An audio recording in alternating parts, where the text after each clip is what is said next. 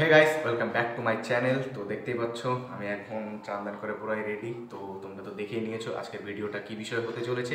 তো হ্যাঁ, শান্তিনিকেতন বিষয় হতে চলেছে। আমি আসলে যাবো শান্তিনিকেতন। তো শান্তিনিকেতনে গিয়ে কি কি করব, কি কি না করলাম সেটা তোমাদের কাছে শেয়ার করব। সো রাত 10টা নাগাদ আজ আমাদের উত্তরবঙ্গ এক্সপ্রেস আছে, ডালগোলা থেকে ছাড়বে, সেটা বোলপুরে গিয়ে থামবে 4টা নাগাদ। তো আমি আজকে তৈরি হয়ে যাচ্ছি একদম বোলপুরে। সো তোমরা থেকো ভিডিওটাতে। আর কি বলবো, আমি তোতলাচ্ছি, আর কিচ্ছু বলা নেই। দুপুর সময় চারিদিক দিয়ে নানান আওয়াজ আসছে, আমি জানি না কিরকম ব্যাকগ্রাউন্ড সাউন্ড। সো চলো তোমরা দেখতে থাকো শান্তিনিকেতনের ব্লগটা। এই যে আমাদের পদাতিক এক্সপ্রেস 3:50 নামিয়ে দিল, এই যে যাচ্ছে। আমরা এখানে এই যে বসে রইলাম, এখন একটু দেখাবো। এই যে আমি বিধানটা দিয়ে, এই টাকা একটু মামা গো, এই যে কি ঠান্ডা ভাই পুরাই। এখানে যে মাঙ্কি টুপি পরে আসছে, একটু দেখাও। মাঙ্কি টুপি পরে আসছে আমাদের বিধান দাদা। আমরা নেমে গেছি। এই যে আমাদের পদাতিক এক্সপ্রেস, তো খুব তাড়াতাড়ি নামিয়ে দিয়েছে। আর আমাদের এই যে বোলপুর শান্তিনিকেতন, কোথায় দেখাই, কোথায়, এই যে বোলপুর শান্তিনিকেতনে চলে আসছি। সো গাইস, এখন আমরা চলে আসছি ভারত সেবা আশ্রমে, ঠিক আছে। এই যে দেখতে পাচ্ছ তোমরা, এই যে আমাদের ভারত সেবা আশ্রমের এই যে মন্দিরটা, যারা যারা এসেছো বা আসবে তারা এটা দেখতে পাবে বা দেখেছো। আর এই যে ধর্মশালা এটা, আর আমাদের রুম যেটা রয়েছে এটার মধ্যে আমাদের 3 জনের রুম মোটামুটি কততে 1200 টাকার মধ্যে হয়ে গিয়েছে, ঠিক আছে, 3 জনের। আর খাওয়া দাওয়া এক্সট্রা 360 টাকা নিল, তো মোটামুটি 1500 টাকার মতো পড়েছে সব মিলিয়ে। তো আমরা এখন চলে আসলাম ভারত সেবা আশ্রমে। আর অনেকটা সময় ধরে আমরা না মানে জ্বালাতনে ছিলাম, তার কারণ হলো আমরা সেই 4টার দিকে নেমেছি স্টেশনে। তারপরে আমরা সেই শান্তিনিকেতনে পৌষ মেলায় গেলাম, কিন্তু সেখানে না কোনো অনুষ্ঠান হচ্ছিল না। তারপরে কি করব ওইখানে টোটোদের সঙ্গে কথা বললাম, টোটোওয়ালাদের সঙ্গে। টোটোওয়ালারা বলে 9টার দিকে ওপেন হয়। তবুও আমরা 1 ঘন্টা ওইখানে বসে থেকে তারপর আর পারছিলাম না, ঘুমে আমাদের কি বলবো অনেক অসুবিধা করছিল। তার জন্য আমরা বললাম না, আমরা সেখানে গিয়ে বসে থাকি, অসুবিধা নেই। আর হ্যাঁ, লজ সেখানকার আমরা বা হোটেল যে রয়েছে শান্তিনিকেতনের আশেপাশে, সেগুলো অনেক প্রাইজেবল, মানে অনেক দাম। তার উপরও কি প্রাইজেবল নেওয়া যায়, কিন্তু সেটার থেকেও বড় কথা হলো যে এত ভোর, এত সকালে কেউ ওপেন রাখেনি সেই হোটেলগুলো। অনেক ভোর ছিল, তো তাদের যে রিসেপশনের যে লোকগুলো তারাও ছিল না, সব ক্লোজ করা ছিল। তো তার জন্য তাদেরও পাইনি। তারপর আমাদের এই ভারত সেবা আশ্রমে আমাদের শেষ চাবিকাঠি ছিল, তো এখানে চলে আসছি আমরা। তারপরে এখানে কিছুটা সময় বসে থেকে তারপর আমরা একটা রুম পেলাম। তো আগে থেকে যদি আমরা রুম বুকিং করে রাখতাম, তারপর ধর্মশালার এই রুমগুলো আমরা পেতে পারতাম।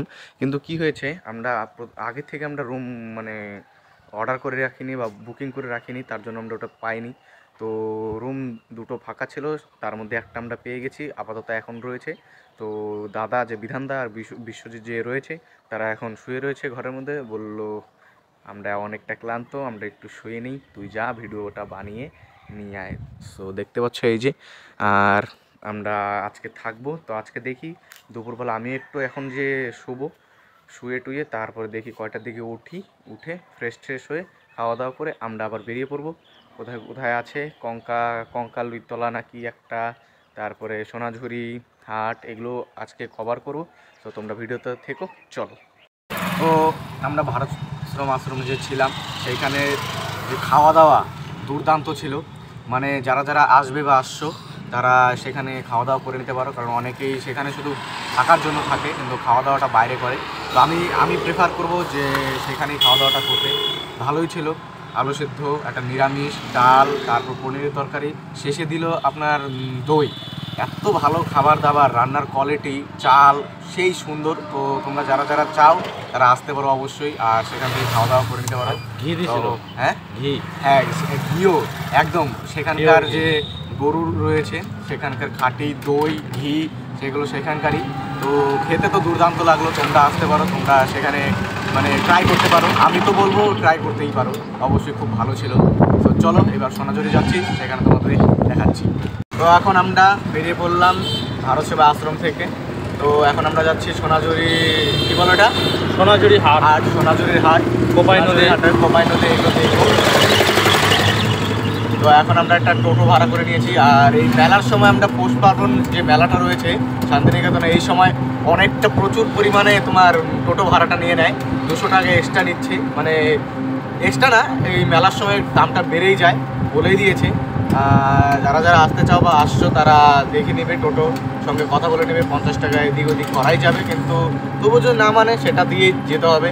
এবার তোমাদের নিয়ে যাচ্ছি আমি সোনাঝুরির হাটে। সো চলো তোমাদের দেখাচ্ছি।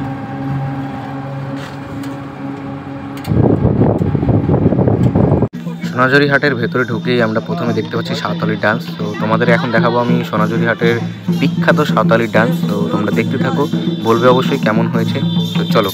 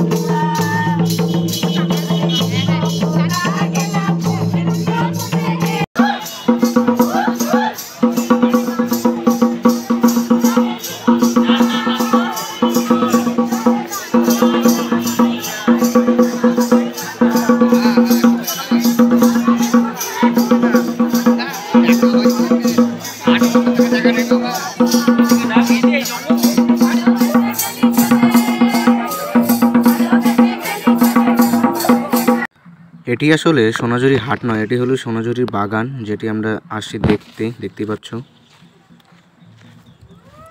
আর এই যে বাগানটিতে আমরা শেষের দিকে আসছিলাম 3 জনে মিলে ঘুরতে ঘুরতে। এইবার যাব আমরা সোনাঝুরির হাটের দিকে। আমরা সোনাঝুরি বাগানে প্রথমটা যাওয়ার পথে পরে, তো এটাতে চলে আসছি।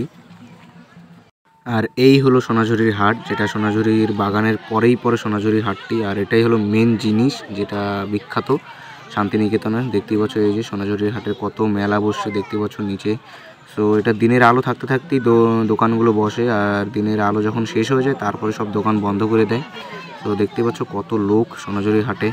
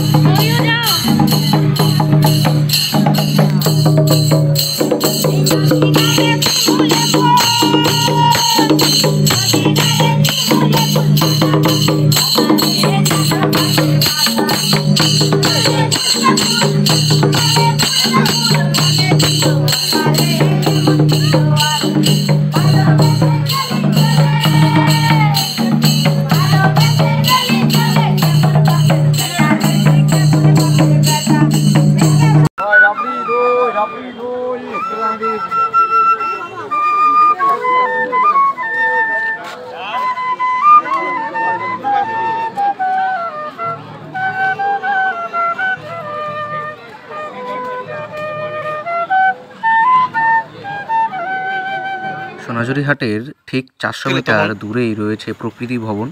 তো সেখানে নানান জিনিস রয়েছে, একদম ফসিলগুলো বানানো রয়েছে। আমরা সেখানেই যাচ্ছি। এই যে পেছনের দিকে আমাদের রয়েছে সোনাঝুরি হাট, আর এইদিকে রয়েছে প্রকৃতি ভবন। তো চলো, তারপর আমরা চলে আসলাম একদম প্রকৃতি ভবনে। দেখতে পাচ্ছ এখানে আবার 10 টাকা করে টিকিট কেটে তারপর প্রকৃতি ভবনের ভিতরে ঢুকতে হয়। এই যে আমরা তিনজনে এখন টিকিট কেটে তারপর ভিতরে ঢুকবো। তো চলো যাই। প্রকৃতি ভবনে তেমন কিছু একটা নেই, কিন্তু আবার দেখলে বিশেষ অনেক কিছুই রয়েছে। যেমন এখানে ফসিলস রয়েছে, নানান কিছুর বাটারফ্লাই, তিমি, নানান কিছু রয়েছে এখানে। যা যা আমরা দেখিনি তাও রয়েছে এখানে। আর এই যে গেট এখানে দেখতেই পাচ্ছ। তো চলো এর ভিতরে যাই। সত্যি কথা বলতে আমি কখনো ফসিলস দেখিনি, তো এবার এই যে আমার চোখের সামনে ফসিলসগুলো দেখব। আমি শুধু দেখেছি বইয়ের পাতাতেই, আর বইয়ের পাতায় তেমন একটা বোঝা যায় না। এবার চোখের সামনেই দেখব। দেখতে পাচ্ছ ফসিলসগুলো। তো এই যে আণবিক বোমার বিস্ফোরণ, এটা আবার কেমন ফসিলস জানি না। তারপর চিৎকারের এখানে ফসিলস রয়েছে, কি করে কি বানিয়েছে আমার নিজের মাথা মুন্ডু আমি কিছু বুঝতে পারছি না। কিন্তু ফসিলস, হ্যাঁ এগুলো ফসিলস। একটু এখানে বিশেষজ্ঞ যারা রয়েছে তাদের কাছে জানতে পারলাম শেষের দিকে এগুলো ফসিলসই, সত্যিকারের ফসিলস। সো এগুলোকে সব রেখে দিয়েছে মিউজিয়ামের ভিতরে। এটা একটা ছোট্ট মিউজিয়াম বলতে গেলে ফসিলসের। সো দেখি কি কি হয় আর কি কি না হয়। এই যে নানান রকমের ফসিলস এখানে দেখি, আর তোমরাও দেখো এটা।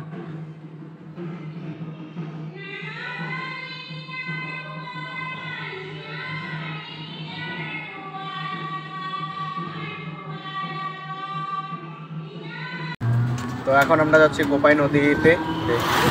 কোপাই নদীতে কী কী দেখা যায়। তো রবি ঠাকুর একটা তো কবিতা লিখে গিয়েছিল কোপাই নদী সম্পর্কে। তো কোপাই নদীতে এখন কী কী রয়েছে, নদী তো হবে, গিয়ে দেখি। এমনিতে তো দেখিনি আগে পরে। তো চলো কোপাই নদীতে কত দূর দেখা যাক, রাস্তা দিয়ে যাই। তো এখন যাচ্ছি আমরা কোপাই নদীতে। তো আমাদের যে কোথায় সেই হাটটা থেকে আমরা ফিরলাম। কি হাট জানি? দাদা কি হাট জানি? সোনাঝুরি হাট থেকে চলে আসলাম এখন যাবো কোপাই নদীতে। চলো। আর সোনাঝুরি নদীতে দেখতে দেখতেই অনেকটা সময় গড়িয়ে গিয়েছে। এখন অন্ধকার অন্ধকার দেখাচ্ছে, দেখতেই পাচ্ছ তোমরা। তো দেখি কোপাই নদীটাতে গিয়ে অন্ধকার হয় কি হয় না। এখান থেকে তো বললো 8 কিলোমিটার। দেখি গিয়ে চলো।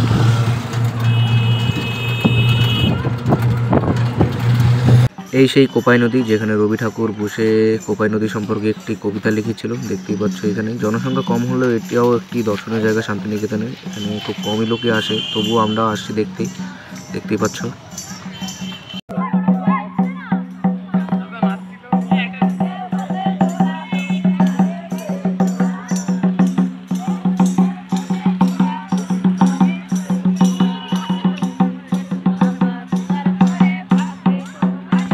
সো গাইস, আমরা চলে আসছি আমাদের ভারত সেবা আশ্রমে।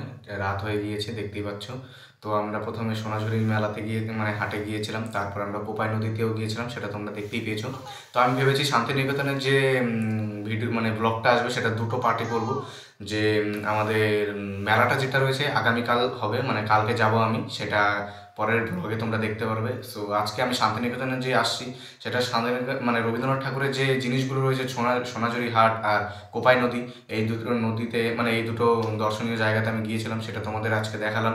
তোমাদের কেমন লাগলো অবশ্যই বলবে।